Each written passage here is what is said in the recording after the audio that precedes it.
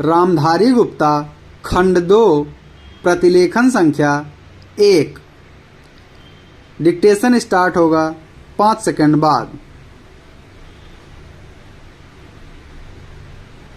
Start. महोदय, पर्यावरण से तात्पर्य किसी एक व्यक्ति के परिवेश से नहीं वरन व्यक्ति के, समाज के, राष्ट्र के और इस सारी पृथ्वी के ही परिवेश से है, जिसका प्रभाव व्यक्ति, समाज, राष्ट्र और सारे विश्व पर पड़ता है।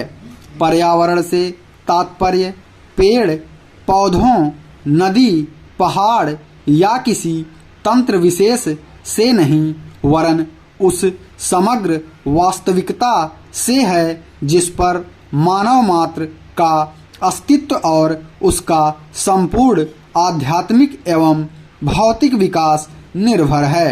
अस्तित्व केवल शारीरिक स्वास्थ्य ही नहीं, मानसिक भी। स्वस्थ शरीर में स्वस्थ मन ही अच्छे स्वास्थ्य की परिभाषा है। शारीरिक स्वास्थ्य हमारे आहार पर निर्भर है, जिसका स्रोत इस पृथ्वी का जल, थल, वायुमंडल है। मानसिक स्वास्थ्य भी प्रकारांतर से इन्हीं पर निर्भर है, क्योंकि जैसा खाए अन्न वैसा बने मन।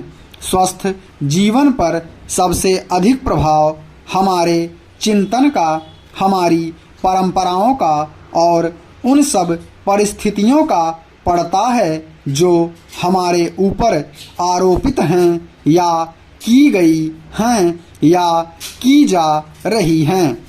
इसलिए पर्यावरण या परिवेश में जल, थल, वायु ही नहीं बल्कि वे सारे घटक महत्वपूर्ण हैं जिनका कुछ भी प्रभाव हमारे जीवन में हमारी क्रियाशीलता पर पड़ता है, जैसे हमारे विचार, हमारे आचरण और हमारी परंपराएं एवं संस्कृति आदि।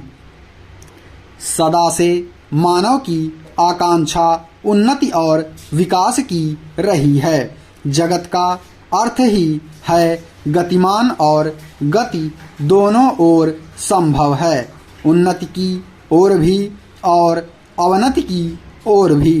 पहली को हम प्रगति कहते हैं, दूसरी को अगति, विगति, अधोगति या दुर्गति कह सकते हैं। वास्तव में मनुष्य ऐसा जटिल प्राणी है जिसमें अनेक विरोधाभासी और असंगत प्रतीत होने वाली प्रवृत्तियां और प्रतिक्रियाएं होती हैं। वह कानून और व्यवस्था की मांग करता है, किंतु चलचित्र, दूरदर्शन आदि में स्वतः भड़की हिंसा या खेलों में युक्तिपूर्वक की गई हिंसा अथवा अनीति से मंत्रमुग्ध भी हो जाता है। मनुष्य अपनी ही जाति या वर्ग के व्यक्तियों के प्रति प्रायः बहुत अधिक प्रतिद्वंद्वी होता है, किंतु कोई बाहरी खतरा उपस्थित होने पर उनके प्रति हद से ज़्यादा सहयोगी बन जाता है। वह सड़कों पर या युद्धों में सामूहिक विनाश के प्रति उदासीन रहता है, किंतु किसी खान में फंसे हुए एक व्यक्ति या किसी कुएं में गिरे हुए एक बालक की रक्षा करने के लिए ढेरों साधन जुटा लेता है। कुछ विद्वान कहते हैं कि मनुष्य बंदर की संतान हो या न हो, किंतु उसमें खालिस बंदर की द्वैध प्रकृति प्रायः ही होती है। उसमें शाकाहारी बंदरों की भांति वृक्षों पर उछल कूद करने की प्रवृत्ति तो होती ही है, साथ ही ऐसे बंदरों की स्वाभाविक जिज्ञासा भी होती है जो अत्यंत संगठित गिरोहों में रहते हैं और भांति भांति का मांस खाने में मजा लेते हैं। मनुष्य की ऐसी परस्पर विरोधी इच्छा आकांक्षाओं से निपटना असंभव होता है। फिर भी किसी प्रकार का संतुलित मध्यम मार्ग अपनाना अनिवार्य होता है। यही बुद्धिमानी का रास्ता है।